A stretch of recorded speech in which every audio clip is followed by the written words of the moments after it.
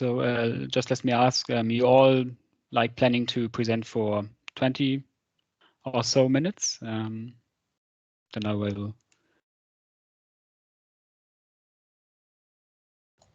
Yeah, okay. Perfect, and I will announce it in a couple of minutes.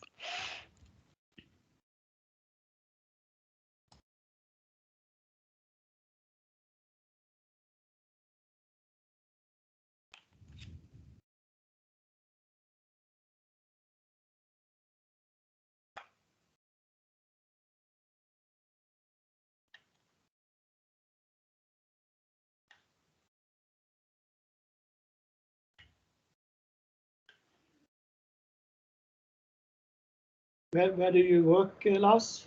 Where do you come from? I work at, I'm located in Hanover, so at the Leibniz University of Hanover, at the Institute of Economic and Cultural Geography. Oh. So here I'm a postdoc, yeah. Good. And how do you pronounce your university? Is it the University of Actor? Or yes. How do I act? Okay. Cool. And you, Ludmilla, are at the University of Latvia, right? Yeah, yes, exactly. Okay.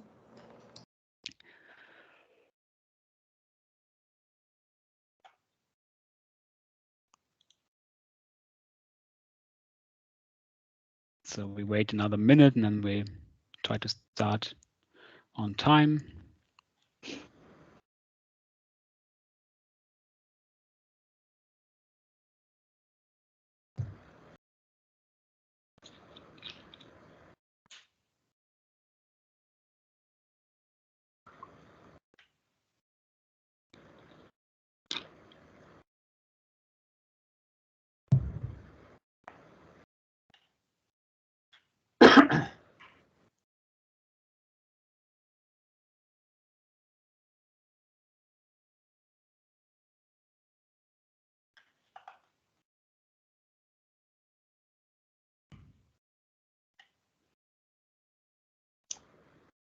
Yeah, the boss himself is joining. Yeah.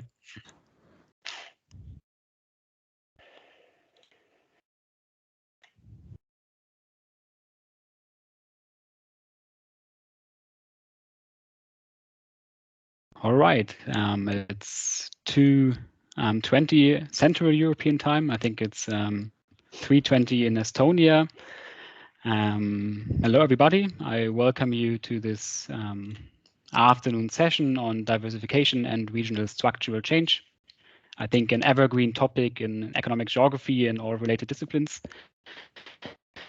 My name is Lars Mewis. I'm chairing the session today. I'm a postdoc at the Leibniz University of Hanover, located in northern Germany, so it touches also northern Europe. Initially, I planned this session together with Tom Brökel from Stavanger University, but he's very sorry that he cannot participate today. Anyway, we have three wonderful presenters that fill this session with life. So our three presenters are Arne Isaksen, Emily Langemyr Eriksson, and Ludmilla Lotsova. We have 90 minutes in total, so everybody has 30 minutes to present their research. And as we agreed previously, I would encourage you to stick to a 20 minutes presentation time, such that we reserve some 10 minutes or so for Q&A. I also encourage the audience to actively participate during the session. Please post your questions to the chat, raise your hands or unmute yourself and then speak up. All right, then let us start with our first presenter. It's Arne Isaksen. He's a professor at the University of Agder in southern Norway. And I'm very happy and excited that he presents his research on geographies of regional economic resilience, bouncing back, forward, beyond in different regional contexts. So Arne, please share your slides and then the stage is yours. Yes. Thanks for the opportunity to present this paper. And you see it good now? Yeah, it works perfectly. Yeah. So it's a paper where I'm working with two colleagues from the University of Vienna. although Michaela Trippel, he is also a professor too at my University of Agder. So this project is part of a Norwegian Research Council project that studies the effects of COVID-19 on industries and regions. The paper is more precisely meant as a conceptual and background paper for detailed case studies of industrial restructuring in specific regions and on how more long-term regional restructuring has been affected by the COVID-19 pandemic. So the topic of regional economic or regional industrial resilience has aroused large interest in the wake of financial and economic crisis the last decades, and now on the after effects of the COVID-19 pandemic. But the notion of regional economic resilience has been criticized for being a buzzword and a fuzzy concept. So we follow Martin and Sunley, recent chapter in a recent book, and understand regional economic resilience broadly as the capacity of actors within a region to cope with and recover from unfavorable shocks to a region's economy. We are also inspired by the evolutionary economic geography approach. So then we also see the state of a regional economy and its resilience as the result of historical and regional specific processes. We regard the resilience of a region's economy that it develops over time and is an historical evolutionary process.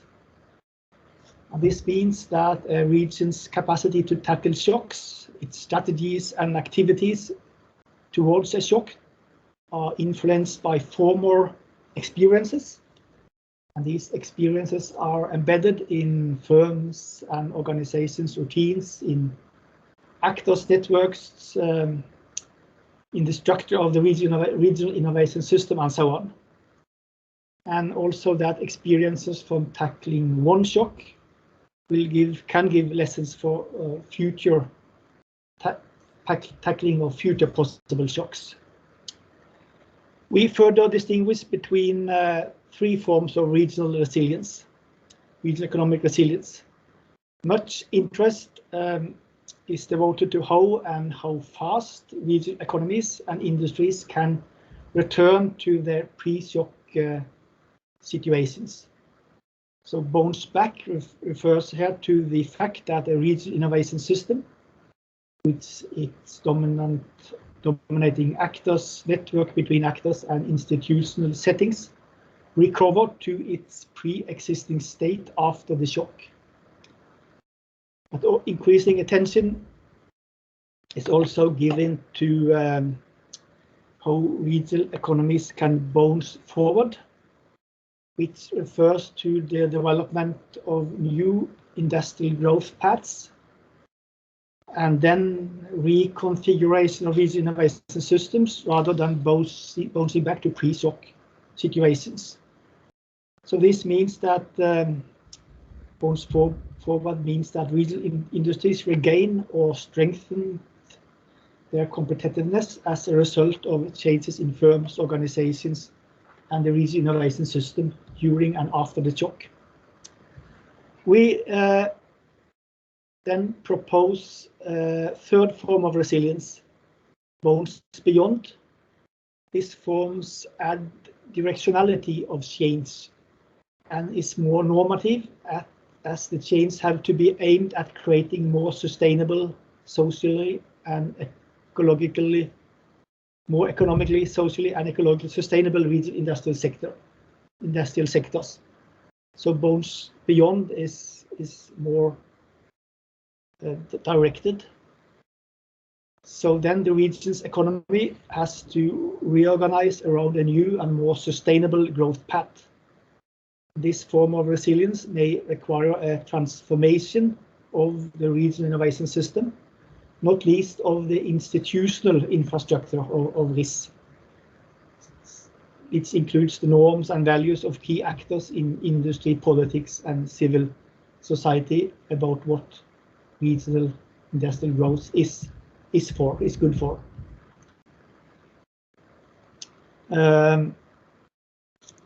Our paper then focus on how regions can bounce beyond, during, and after a shock. And we differentiate between two types of regions. That is regions dominated by stability-oriented RIS and competitiveness-oriented regional innovation systems, which I will explain later. And it asks how these type of regions can bounce beyond, during, and after a shock. So the idea is that these two types of RIS have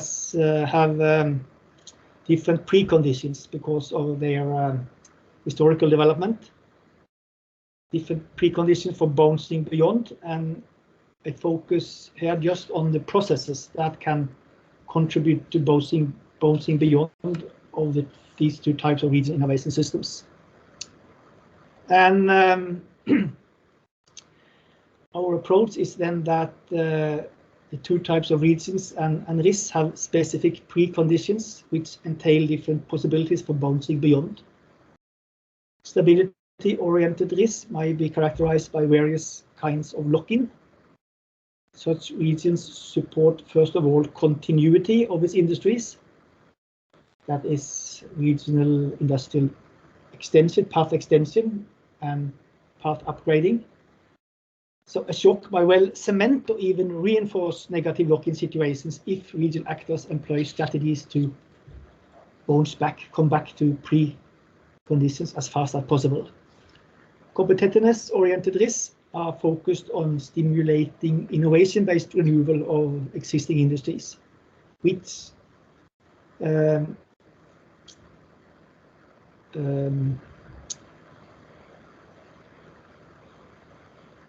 are in a better position to bounce forward than stability-oriented risks in the wake of a crisis. That includes to facilitate new rounds of renewal and diversification of regions' industrial structure to maintain and even strengthen the competitiveness of region industries. So, having shortly described these two types of regions and risks, I will now discuss the processes that can help these two types of regions to bounce beyond, during, and after economic shock. The characteristics of stability-oriented regional innovation systems are well established in the literature. We know about this, and they are much like situations in old industrial regions that have one or a few dominant firms, industries, and clusters. So stability-oriented risks with a distinct industrial specialization may be in trouble if an economic shock hits their prevailing industries. The regional resilience, however, might be high if a region specializes in current expanding industries that are, for example, leading the wave of long-term technological change. Maybe Silicon Valley has been specialized in IT and electronics industry, but it's quite resilient as it's have the growing industries. So this means that specialization as such does not make a region especially vulnerable for economic shocks. It depends on the industrial structure and on which industry that are particularly affected by the structure. As said, the notion of lock-in of regional industrial development reveals a general key condition in stability-oriented risks. We distinguish four types of lock-in that might hamper the development towards a more sustainable regional economy in these stability-oriented risks. Very fast is functional lock-in when production and innovation networks strongly support existing activities. Cognitive lock-in when existing knowledge and competence do not support the development towards a more sustainable industry. political lock-in, when policy support tools are mainly directed at supporting already strong and unsuitable regional industries, and institutional lock-in, when norms and routines in firms and in regional industries support established ways of doing things. So decline typically occurs if actors on the firm and regional innovation system level refrain to alter strategies and actions in response to shock due to such lock-in situations. It must be said that a shock can lead to new growth if it releases resources that can be employed in new ways. But the question here is how a stability-oriented risk can bounce beyond to a more sustainable future. And we argue that this change can occur and can be analyzed through two steps. First, by de-locking of the existing situations that hamper changes in existing industries in the region, both existing and possibly new industries in the region, which as a next steps give opportunities to direct activities in new industries towards bouncing beyond. Direct attention established and industries towards bouncing beyond. De-locking then prepares the ground for development towards bouncing beyond. To achieve that, it seems particularly important that actors in firms and innovation systems, such as knowledge organizations and politicians, but also users of goods and services, different interest groups, politicians, and so on, in a region contribute to creating shared visions about the directions of the industrial transformation process caused by a crisis, and that these activities and ideas by different actor groups are coordinated in specific activities. Thus, in sum, in order for stability-oriented regional innovation system to be able to bounce beyond, obstacles that favor continued stability and locking must be removed, and common visions, coordinated activity, and supportive policy for sustainability created. Actors in competitiveness-oriented risks are more innovative and more used to and motivated for constant changes than comparable actors in stability-oriented risks. Competitiveness-oriented risks might also have a diversified industrial structure consisting of several unrelated industries. Such risks are then often more robust and thus more resilient if a shock hits part of the economy, and more resilient than stability-oriented risks with an unsuitable specialization. So the competence and tradition of innovation activity among actors in this type of risk imply that these regions have a more resilient economy and are more able to bounce forward than the stability-oriented ones. But again, pointing to the path-dependent nature of regional industrial development, this means, first of all, that regional innovation systems of this type are reorganized to maintain and strengthen the competitiveness of existing and possibly new industry, which are important in itself. But existing industry do not need to be sustainable in any or several aspects. For example, the Norwegian government introduced temporary changes to the tax system for the oil sector as a reaction to COVID-19, and with that aim to maintain competitiveness of the oil and gas sector, and not least its supplier industries in Norwegian regions. This helps the supplier industry to continue its activity as before, including their constant innovations along an old path, not old, but an oil path, and thus bounce forward. But it can most unlikely lead to more ecologically sustainable regional industries. It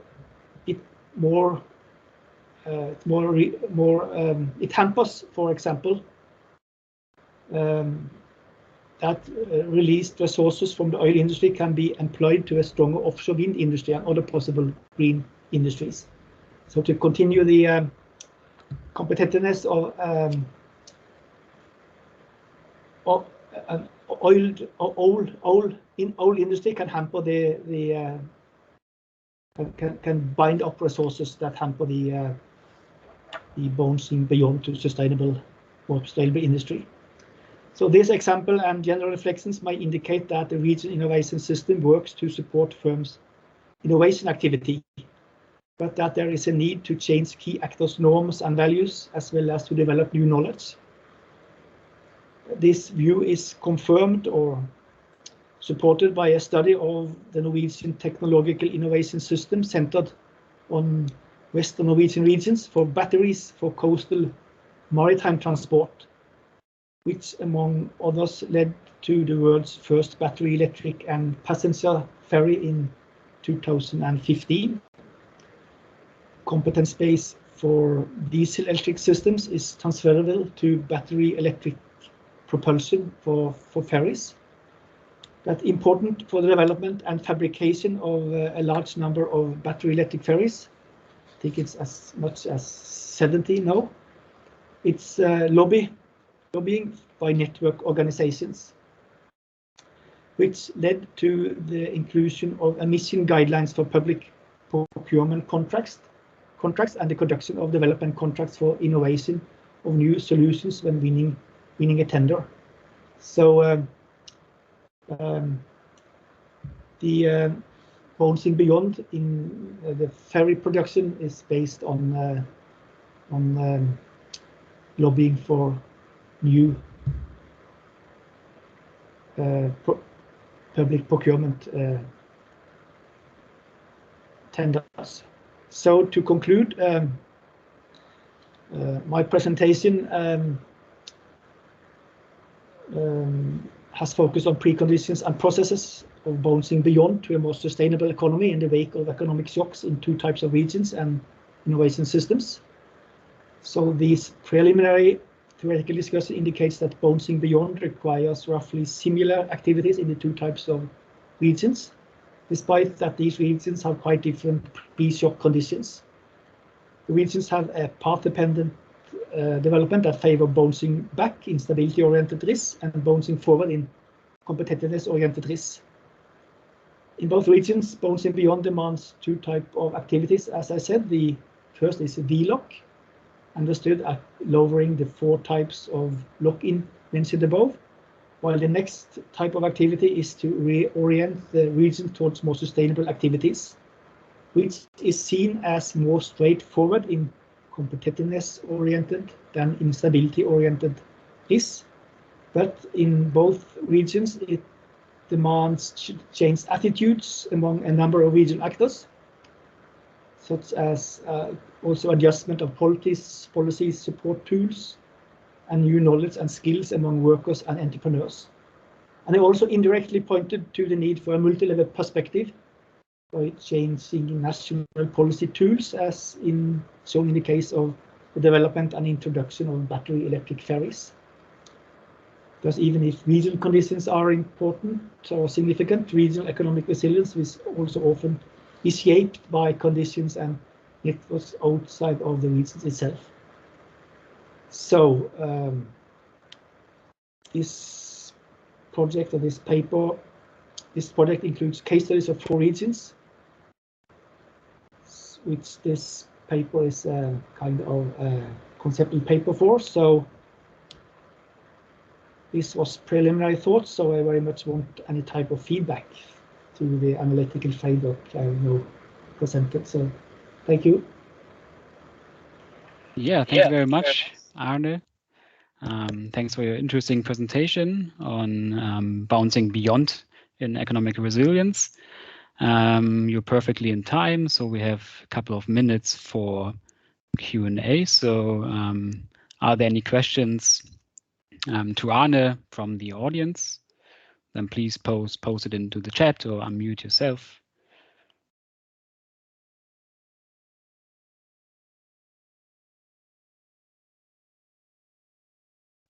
Yeah, so there are 2 hands raised. I don't know who was first, but Ladies first. Okay, then please, Emily, raise your question.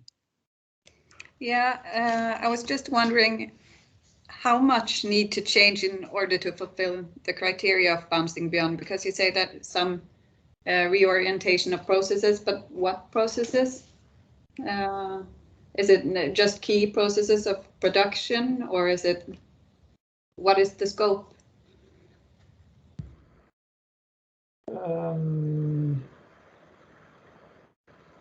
The scope is we understand innovation activity as something taking place in firms, but supported by the Regional Innovation System, which is an open system.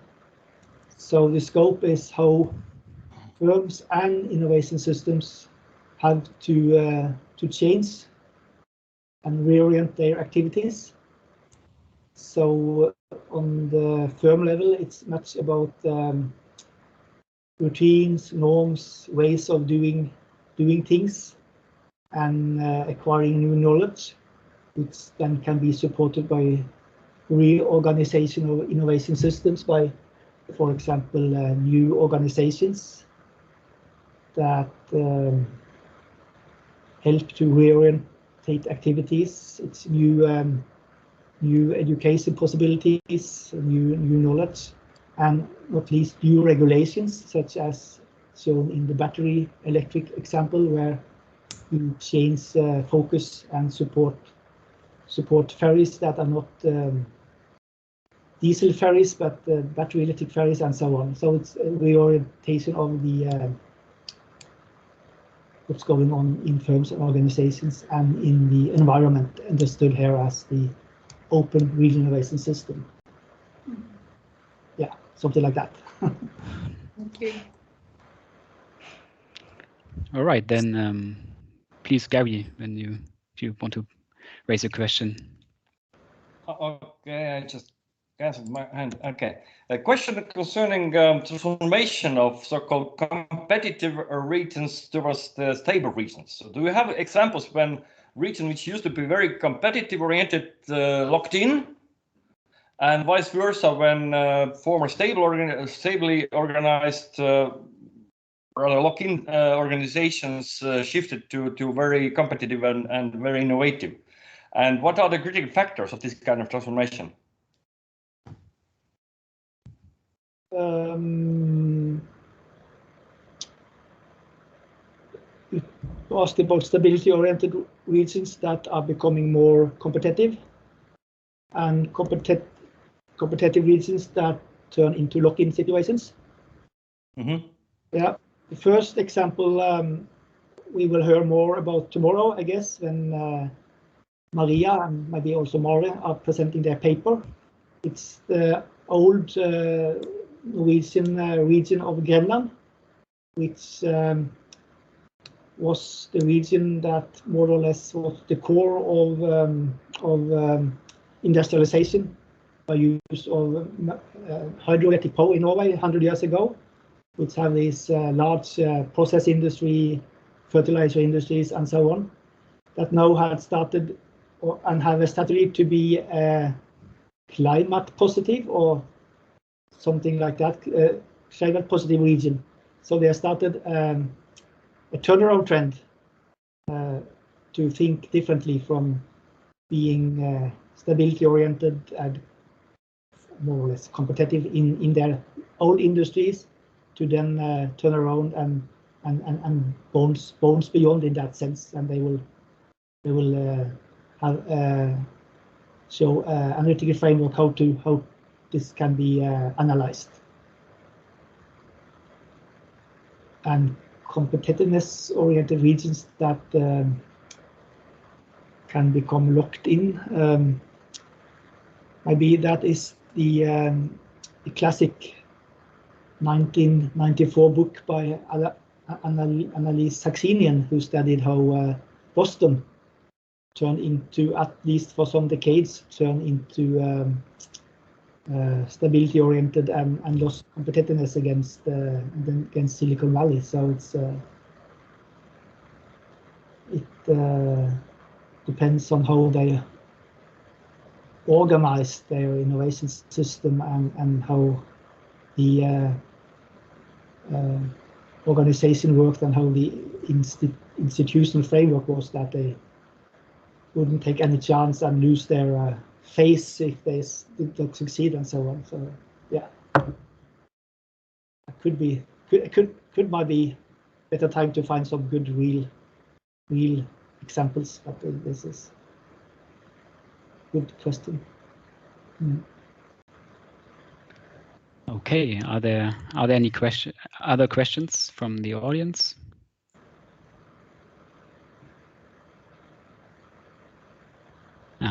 If not, I may have a last question to you, Arne.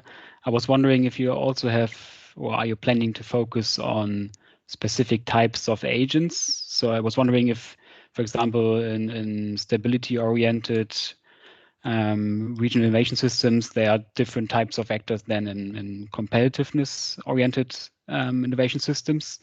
So do you think that they are different, or do you think that they are working the same actors on bouncing beyond?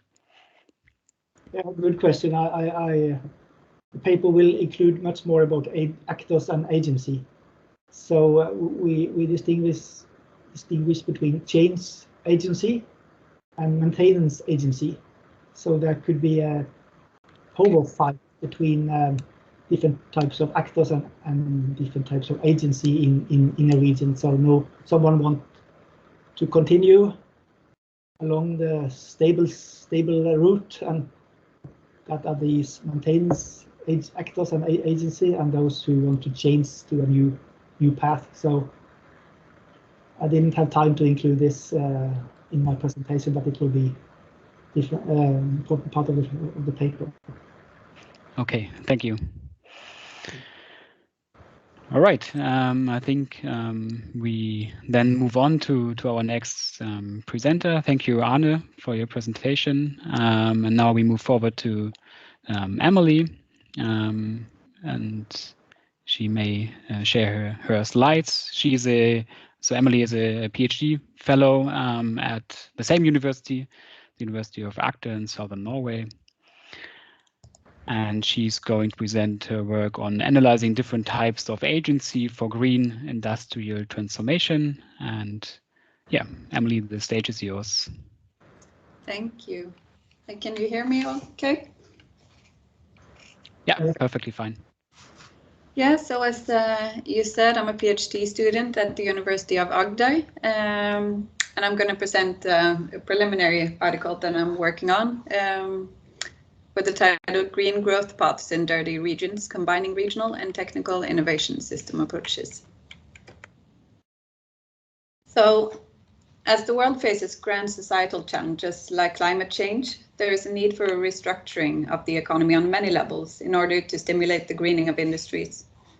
So the climate change may already have triggered low carbon targets, but policymakers are also recognizing that a green shift offers an array of new possibilities for a sustainable and more resilient economy in the future. So as for restructuring in general, innovation activity is regarded as crucial for such green industrial restructuring, and recent studies have pointed out that this activity needs to be understood and performed at multiple levels, both by actors and entrepreneurs in firms, in production networks, and in innovation systems on the regional to the global scale. Especially the important role of agency and leadership for innovation-based industrial restructuring has been pointed out as an aspect which demands more theoretical and empirical work. And am I switching slides? Or is it?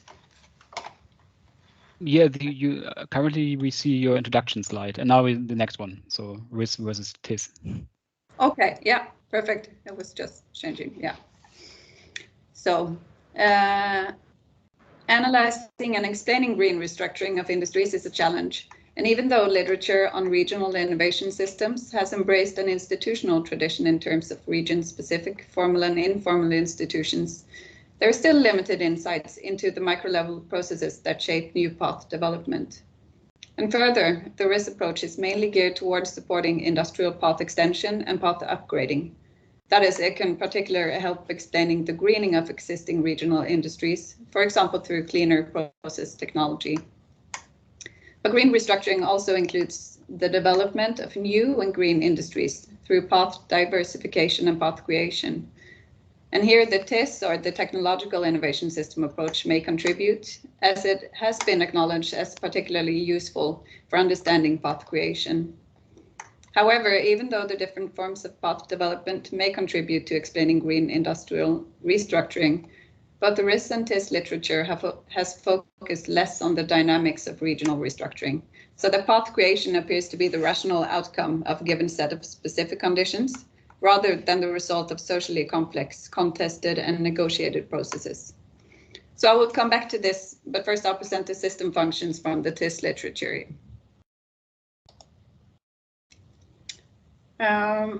And the functional approach of the TIS literature proposes 7 system functions, which ensures the dynamic system view of technological development.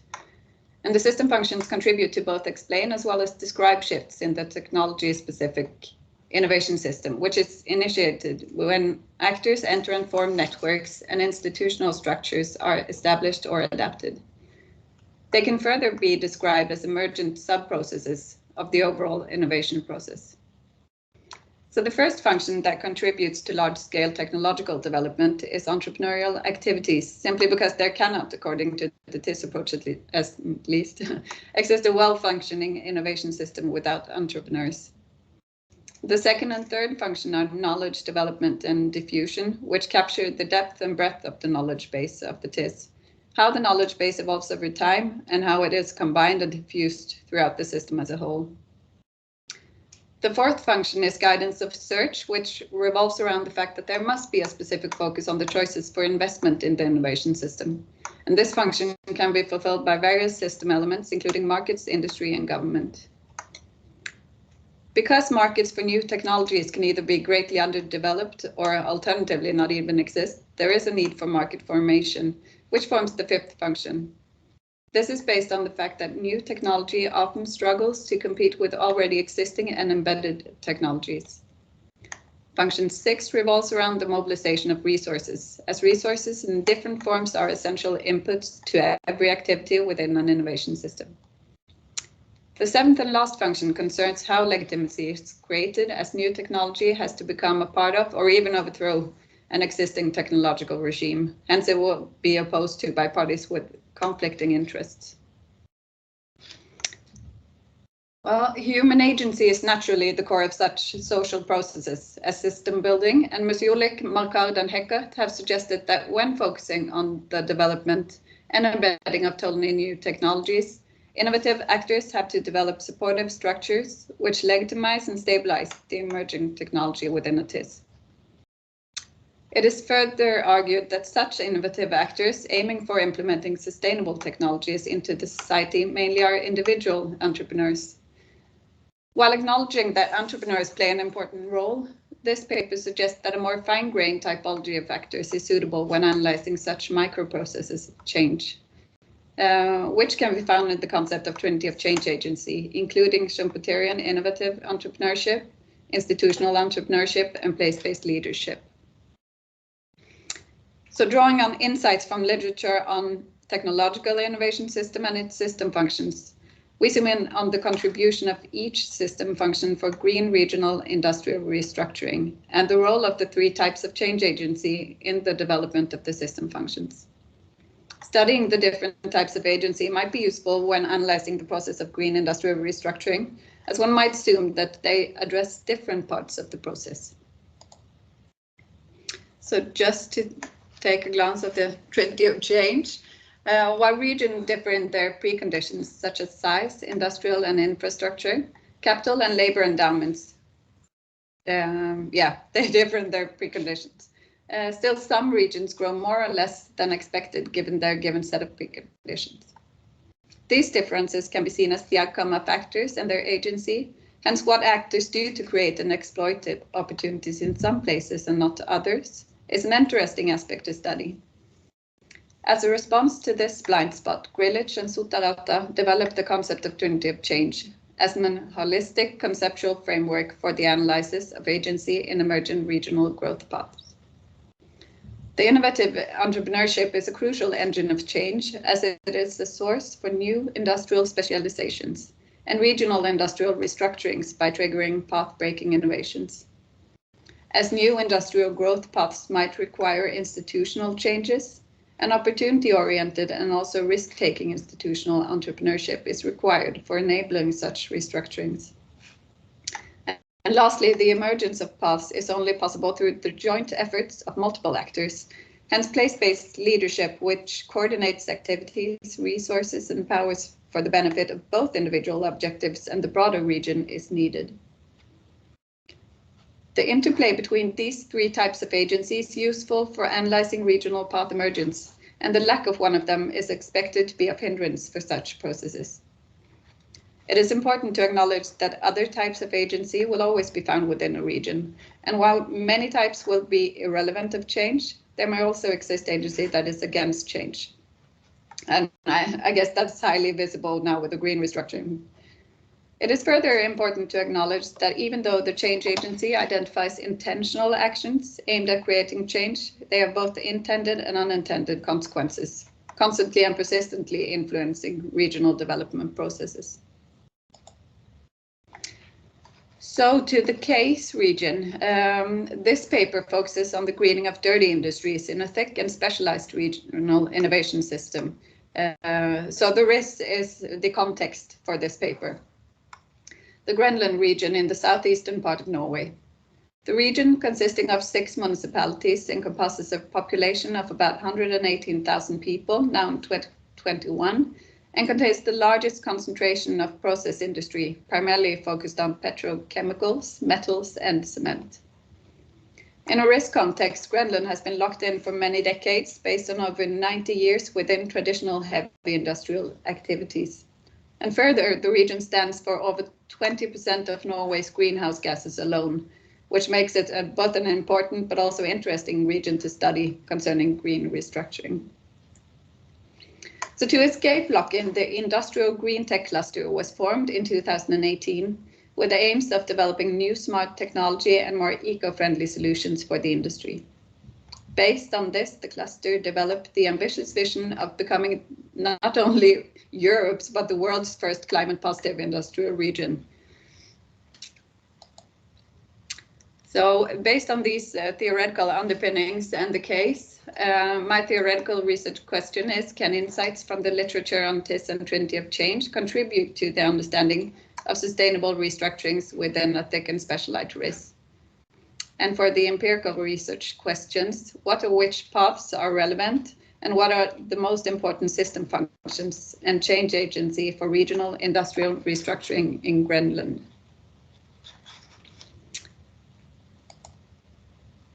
Yes, so to the preliminary analytical framework. The basic idea behind this framework is that 3 different types of change agency is influencing the various system functions in different degrees. For example, we can assume that innovative entrepreneurship is important for entrepreneurial experimentation, which is illustrated by the upper arrow on the left side, and also that institutional entrepreneurship plays an important role for the creation of legitimation. Further, it is assumed that place-based leadership coordinates relevant actions aimed at breaking from existing patterns. So just like regions vary in their preconditions for enabling green restructuring, there may also exist various constellations of type of change agency and most important system functions. And these different constellations are what constitutes the various paths. So to exemplify this, the next slide will demonstrate how some of my preliminary findings suggest a constellation relevant for path upgrading. So based on my first 8 interviews, it is obvious that both place-based leadership and institutional entrepreneurship play important roles for activities aimed at greener production processes. One example is that leaders from the industry has taken the initiative of creating what they call a process leader group, which also the leader of the science park and the green tech cluster itself has been invited to join. Information and decisions made on these process leader meetings are then shared and distributed, not only to firms located in the cluster, but also local politicians. How to attain resources, mainly in form of finance, but also knowledge development, is put high on the agenda for these meetings. For example, it has resulted in the local university now arranging courses regarding process technology in the science park itself, so off campus, so that all relevant employees and firms located in the cluster will have the possibility of increasing their competence concerning new technological solutions without having to leave the work site. And in my view, this is an example of how institutional entrepreneurship is influencing how new knowledge is diffused by improving their conditions for learning. But still, these actions seem to be coordinated by place-based leaders aiming at changing the whole region. So based on this information, my preliminary conclusion is that when it comes to the part of the industry aiming at greening their production process, hence path upgrading, place-based leadership together with institutional entrepreneurship and the system functions knowledge development, diffusion, and resource mobilization should be placed in the foreground. There are other processes going on which point towards path diversification, which seems to be a result of another constellation. By now I have many interviews left, so I'm looking forward to looking deeper into the processes. So that's all I have. Thank you. Well, thank you very much, Emily, for your presentation. And there's, Ludmilla, you have a question, please. Yeah, sorry, maybe I missed this information from your presentation, but my question is, can you please tell once again what is methodology of your empirical part? That means, if I understood correctly from your presentation, that you are making some interviews, is it correct? Mm-hmm. Yeah, qualitative interviews. I'm interviewing both the industry and local politicians, as well as the cluster leaders. Yeah, so from many different angles to get a total view of the process.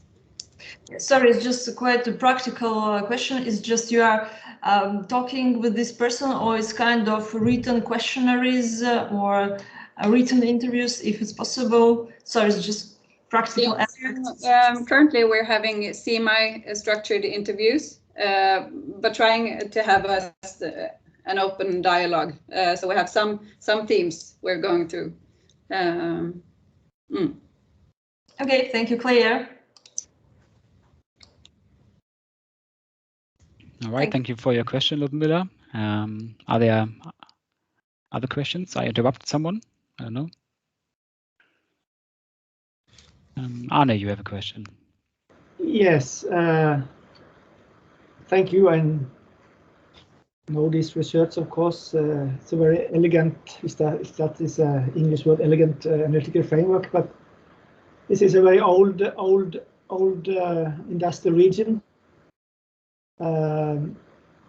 Maybe you have enough theory bites in your framework, but what about, it seems that this goes very smoothly. What about the barriers or something like that can hinder the greening or the development of a climate positive region, as this is said the 19 years old industries that dominate the region? Well, they are taken into account to some degree. Just like I said, it's preliminary. But what I've seen during the interviews is the role of politics in this is an issue when it comes to barriers. But I'm not sure how I'm going to angle it into the framework or the study yet. So I have a little work to do. Good. Okay, Gary, you also have another question. Yep, I tried to it's here. Question concerning governmental policies. In this model, you have innovative entrepreneurship, institutional entrepreneurship, place-based leadership, but what about EU? Green Deal and also governmental policies, which are very often triggers of any innovation. Mm-hmm. So have you also figured out that so far in your studies, or what do you plan with that?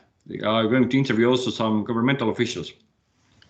Yeah, externalities comes in the system functions within guidance of search and market formation. So I have also taken that into account in some degree, but I'm not sure how I'm going to use it yet. Because what many of the industry leaders have said is that EU is preceding the Norwegian government when it comes to incentives about green change, green structural change. And they say that the Norwegian government is lagging. So I have to implement it in some way or another. Don't worry, actually, so far as I understood, EU has a big dream about green life, but they have still no idea how to do that. So maybe you're still ahead. Sounds perfect to me. But thank you for important question.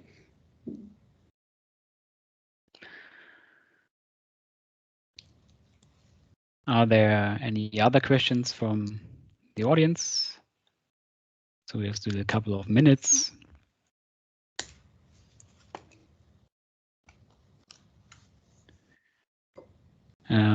May I ask you a question? I was wondering, because you were now focusing on one specific region that has some very specific features, I would say, like these focus on traditional industries. Are you planning also to look into another case study to do kind of more comparative research, such that you get more knowledge about what's really region specific and so on?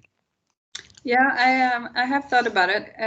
My colleagues, Maren and Maria here, they are doing a study of the Stavanger region as well, which is more thick and, I don't know, diversified. Is that correct, Maren?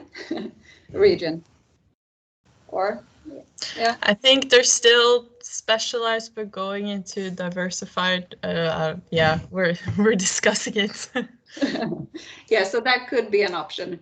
Because it would certainly be interesting to see different regions and different constellations. Absolutely. Yeah, thank you.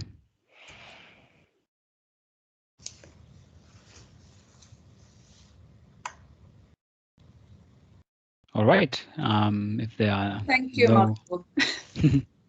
no other questions, then we thank Emily for her presentation, and then we move forward to our last presenter, Ludmilla Lotsova. She's affiliated with the University of Latvia, and she's presenting her research on aspects and possibility on reducing of the CO2 emissions in the production of construction materials in Latvia. Yes. Hello, everybody. Thank you very much for your warm welcoming. Can you see my presentation? Is everything all right?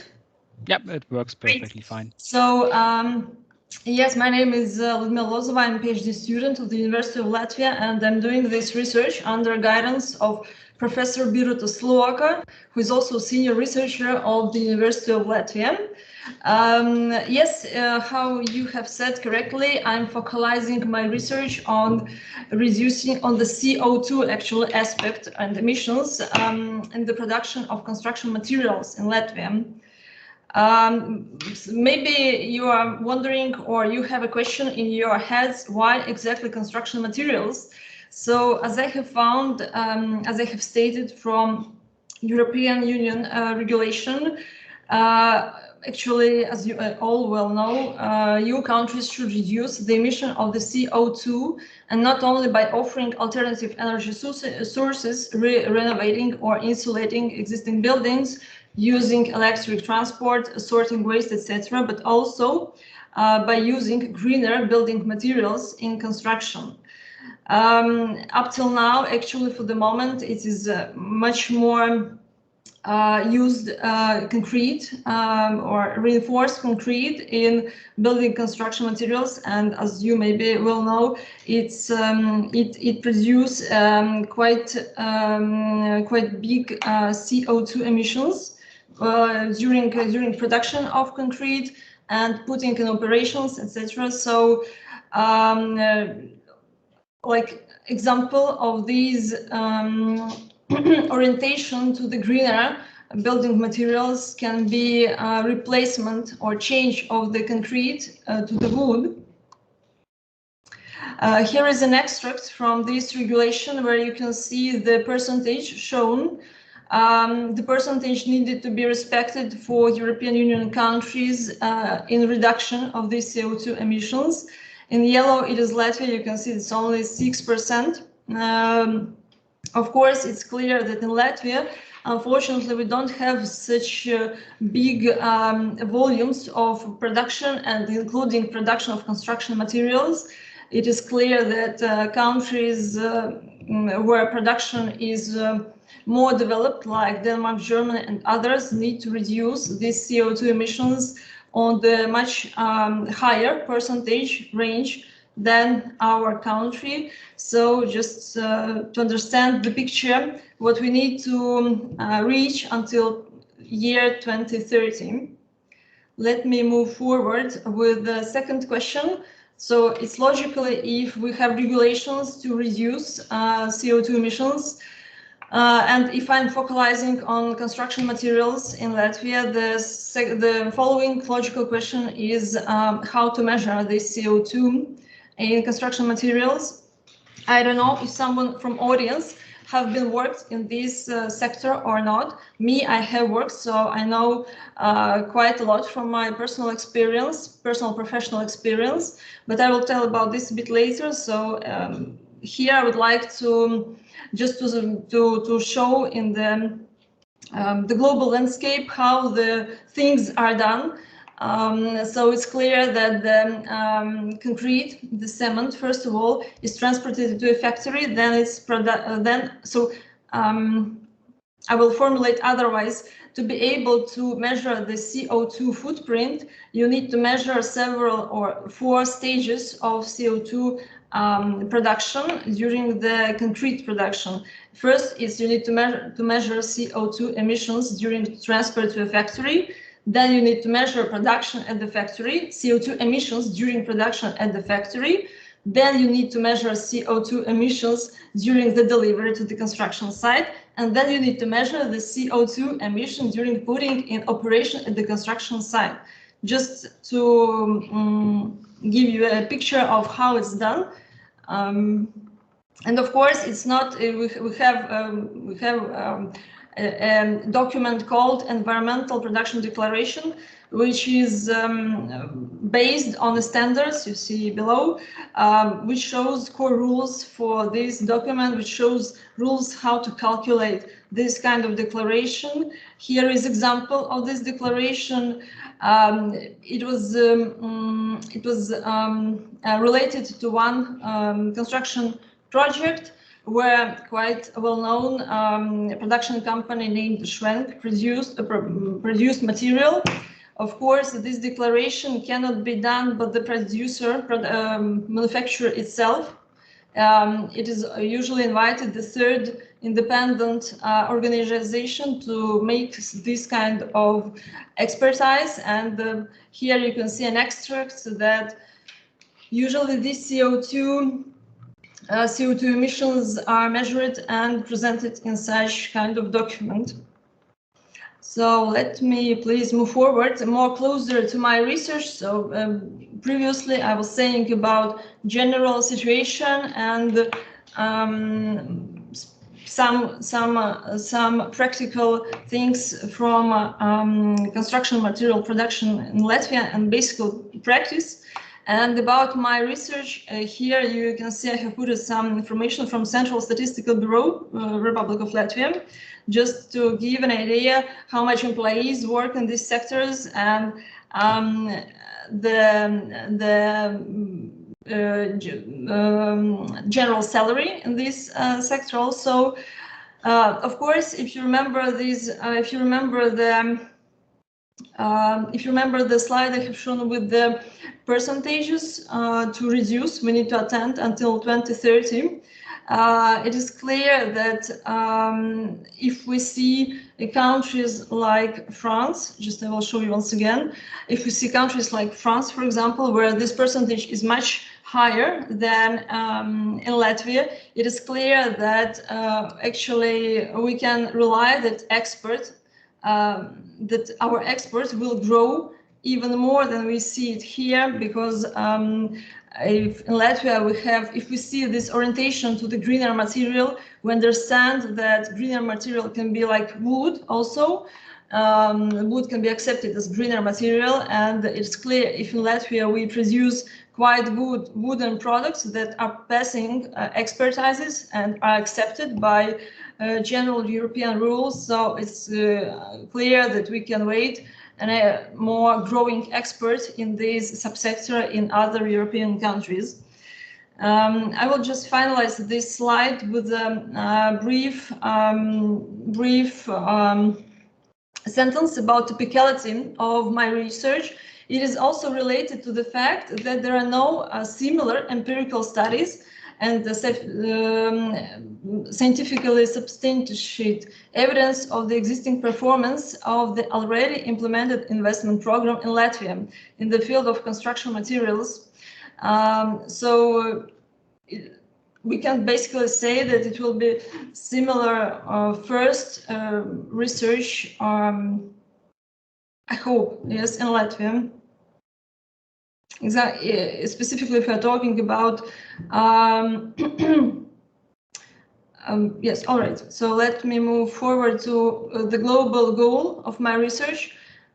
So today I'm at the first year of the PhD studies, and I see it to the moment. Okay, it can be changed a little to the end of my research, but for today I see it to elaborate a recommended specific mechanism or impact to be offered to construction material production companies in Latvia, which would help to assess the factors influencing the production subsector in terms of CO2 emission reduction, of course.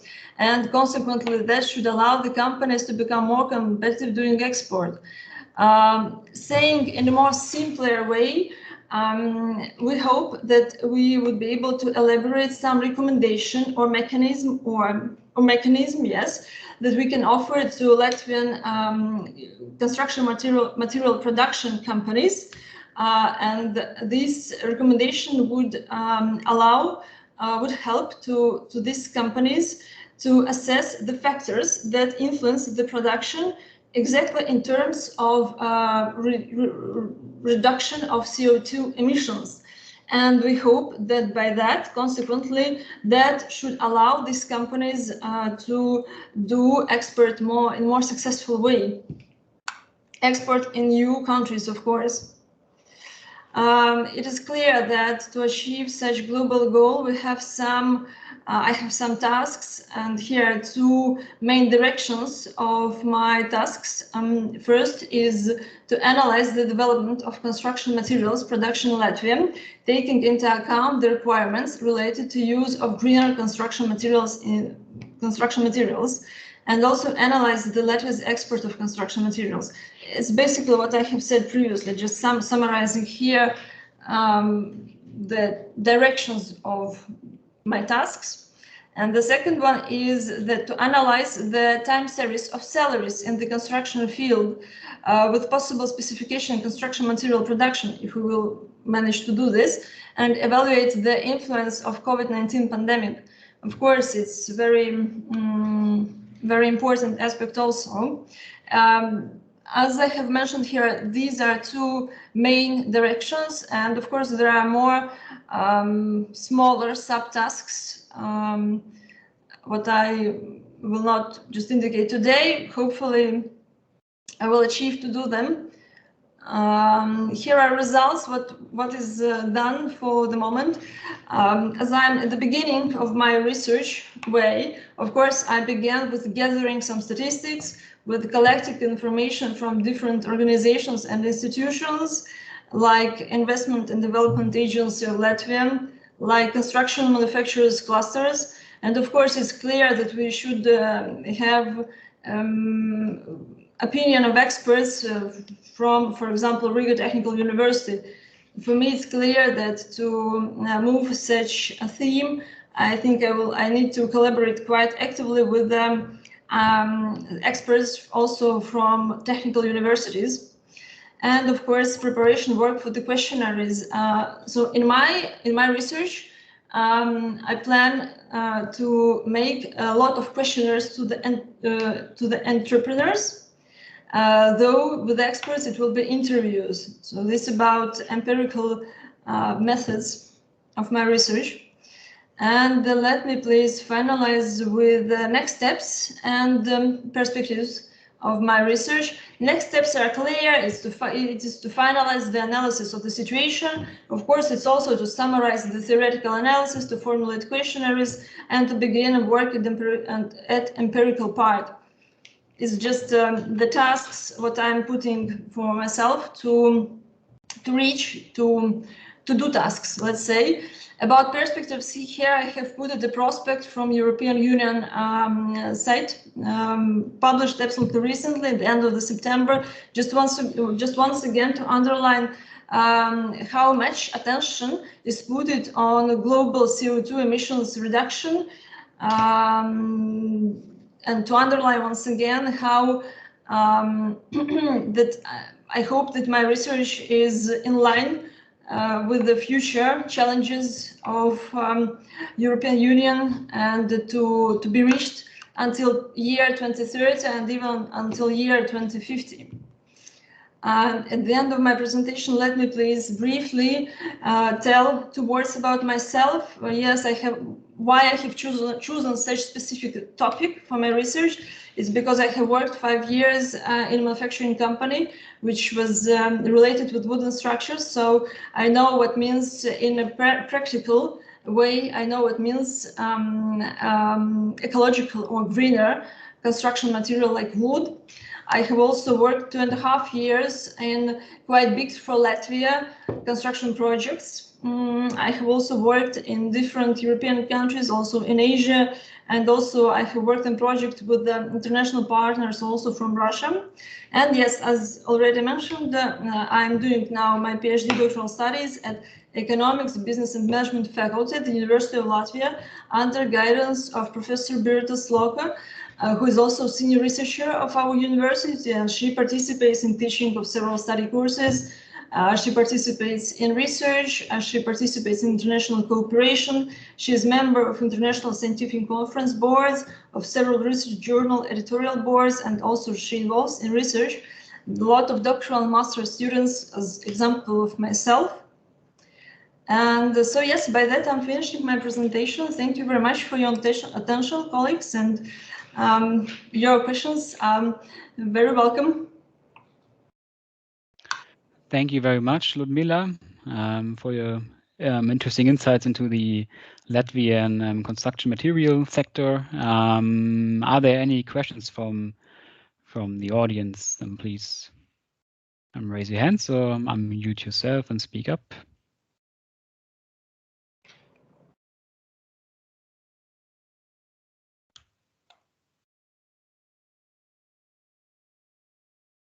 Yeah, Gary, you raising your hand? Then yeah, I'm trying to keep conversation ongoing. Yeah, of course. Well, questions related to methodology, because as you've been working in this sector, you maybe know already some people there, and it would be perhaps clever to start with some interviews, not with questionnaire, because questionnaires, if you don't know exactly the audience and their attitude, then they might be misleading when you finally start to collect data.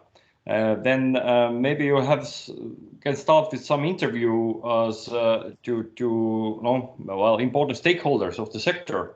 Yeah. And yes, then you get a bit better picture of the variety and what is important in this sector, industry in general. This is green future doesn't count much for them.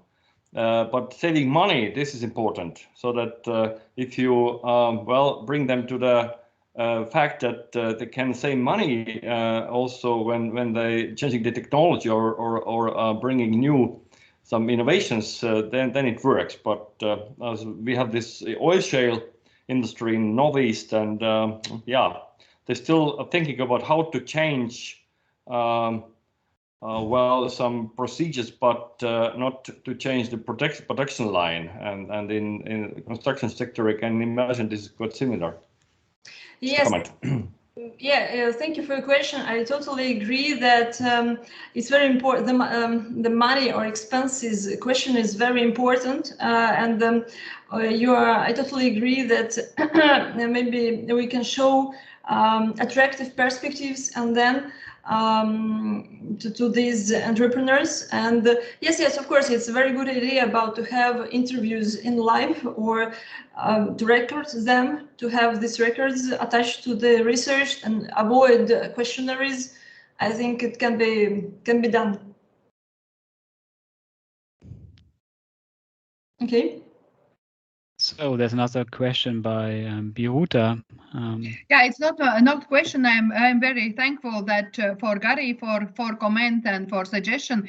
But I can say that as Ludmilla is our doctoral student, I can say that we can start with interviews, yes, but it is not possible to defend any dissertation at University of Latvia if there is only qualitative research methods. Yes, therefore, for sure, it has to be also quantitative. Yes, and therefore, I think that taking into account that Ludmilla is so much motivated, that she is so very hard working, and she has really very big experience in international environment, I think that everything will be very well done.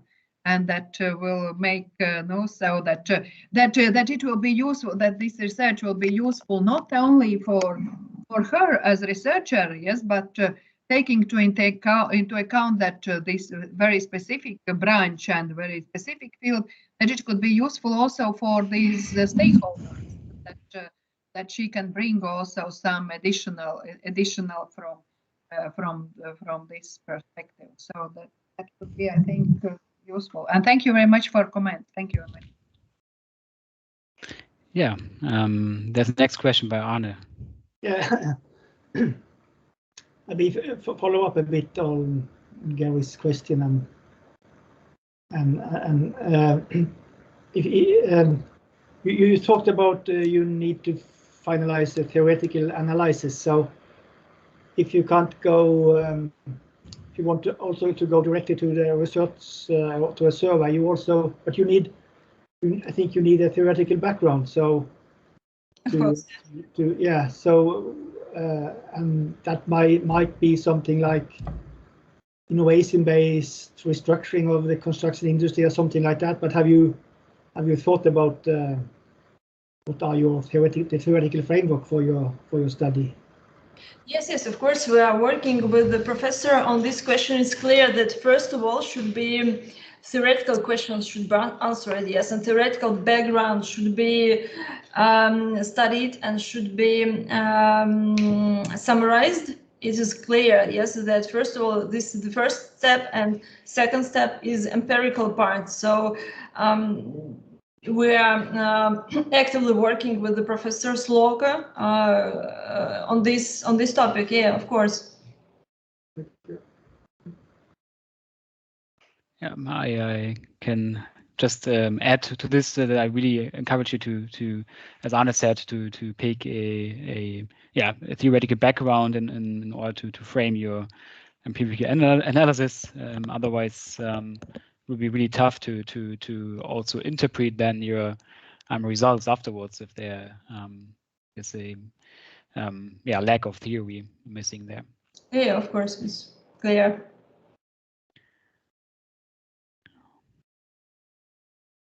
All right. Are there other questions from the audience?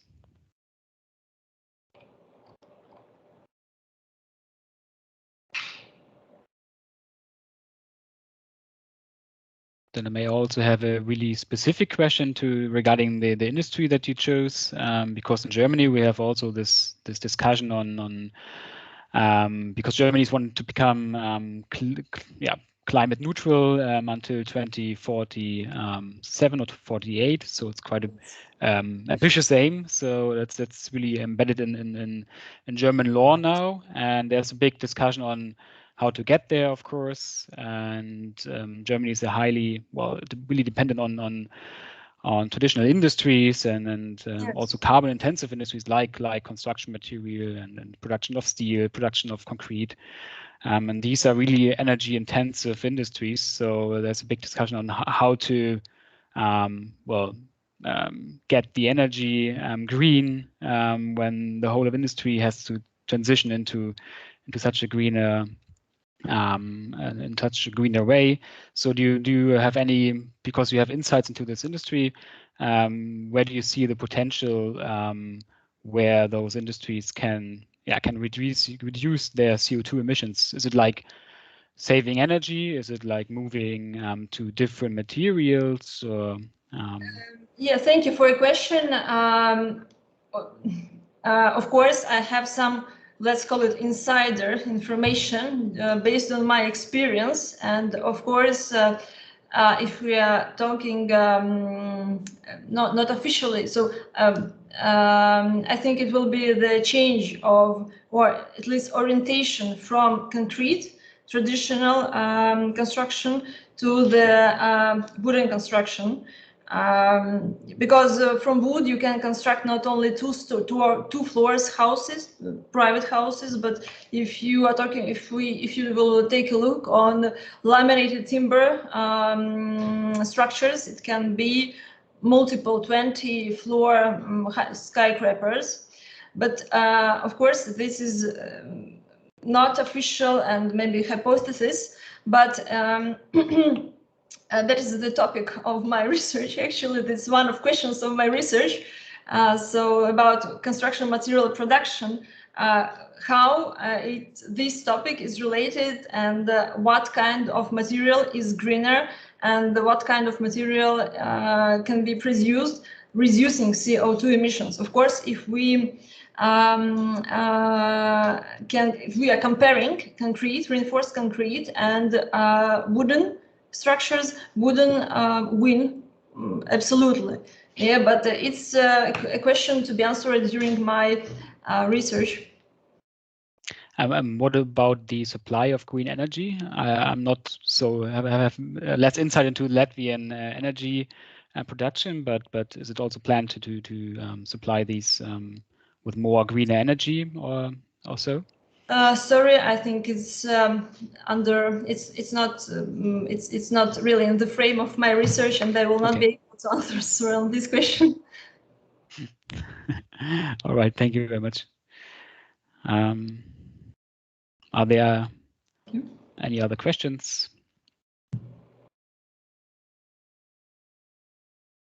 Don't seem so. So then I will slowly end this session now. I'm really thankful for your participation. First of all, to our three presenters, Arne, Emily, and Ludmilla. And I'm very thankful also to the audience that participated and raising questions. And I think now there's time for us to grab a coffee and then move on to the next session afterwards. So thank you very much. And I think there's no sessions to make. Okay, this is the last one today. That's the last tomorrow you welcome back at 10 o'clock when we have tourism.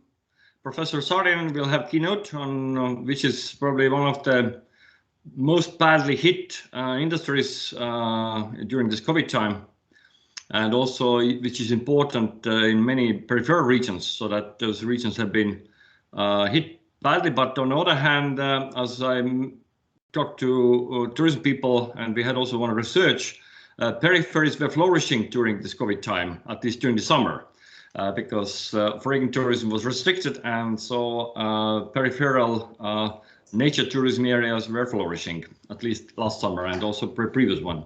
But of course, the foreign tourism is quite much lower than it used to be 2019.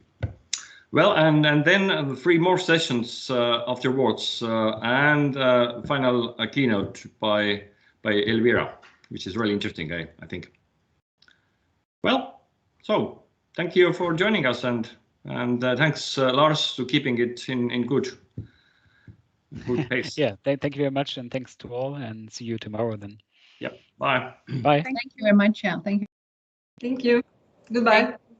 Bye.